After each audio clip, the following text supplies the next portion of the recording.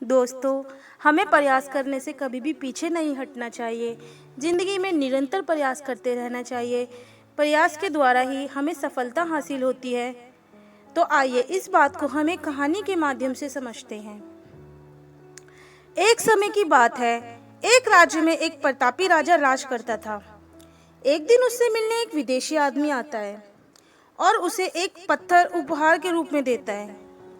उस पत्थर को लेके राजा बहुत खुश होता है और उस पत्थर को देख के वो सोचता है, क्यों ना मैं इस पत्थर से भगवान विष्णु की प्रतिमा बनवाकर अपने राज्य में लगवाऊं। तो इसका काम जो है वो अपने महामंत्री को सौंपता है।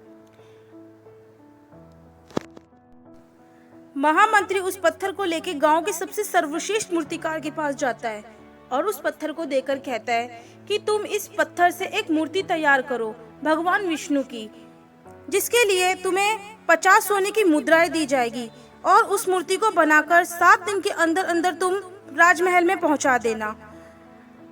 50 स्वर्ण मुद्राओं की बात को सुनकर मूर्तिकार बहुत खुश होता है। महामंत्री के जाने के बाद ही वो तुरंत उसे बनाने में जुट जाता है। वह अपने सामान में से एक हथौड़ा निकालता है और हथौड़े से उस पत्थर पे वार करता है। बार बार वार करता है, बार बार प्रयास करता है, लेकिन पत्थर तस का मस नहीं होता। मूर्तिकार ने पत्थरों पे कई बार वार किए, लेकिन पत्थर नहीं टूटा। उसने लगभग 50 बार वार किए, लेकिन पत्थर फिर भी नहीं टूटा। उसने सोचा, चलो क्यों ना एक बार अंतिम बार प्रयास करके देखा जाए। जैसे ही वो अंतिम बार प्रयास करने के लिए अपने हथौड़े को उठाता है, तो वो ये सोचकर अपना हाथ पीछे खींच लेता है कि इतनी बार मैंने प्रयास कर लिया, 50 बार प्रयास कर लिया, लेकिन अभी तक तो ये पत्थर टूटा नहीं, तो अब क्या टूटेगा। ये सोच के वो अपना हाथ पीछे कर लेता है और पत्थर ले जाकर वापस महामंत्री को दे आता है। ये कहता है कि मैंने बहुत बार प्रयास किया, ये पत्थर टूटना नामुमकिन है, इसलिए इससे भगवान विष्णु की प्रतिमा नहीं बन सकती। और वहां से वो चला आता है। लेकिन महामंत्री को राजा का आदेश हर स्थिति में पूरा करना था, इसलिए उसने भगवान विष्णु की प्रतिमा निर्मित करने का कार्य गांव के एक साधारण से मूर्तिकार को सौंप दिया। पत्थर लेकर उस मूर्तिकार ने महामंत्री के सामने ही उसे हथौड़े से तोड़ा, प्रहार किया और वह पत्थर सिर्फ एक ही बार में टूट गया। पत्थर टूटने के बाद मूर्तिकार अपना प्रतिमा बनाने के कार्य में जुट गया। इधर महामंत्री सोचने लगा कि काश पहले मूर्तिकार ने एक अंतिम बार प्रयास कर लिया होता तो सफल हो गया होता और आज 50 सोने की मुद्राओं का हकदार होता। मित्रों, हम भी अपने जीवन में ऐसी परिस्थितियों से गुजरते रहते हैं। कई बार किसी कार्य को करने के पूर्व या किसी समस्या के सामने आने पर उसका निराकरण करने के पूर्व ही हमारा आत्मविश्वास डगमगाने लगता है और हम प्रयास किए बिना ही हार मान लेते हैं।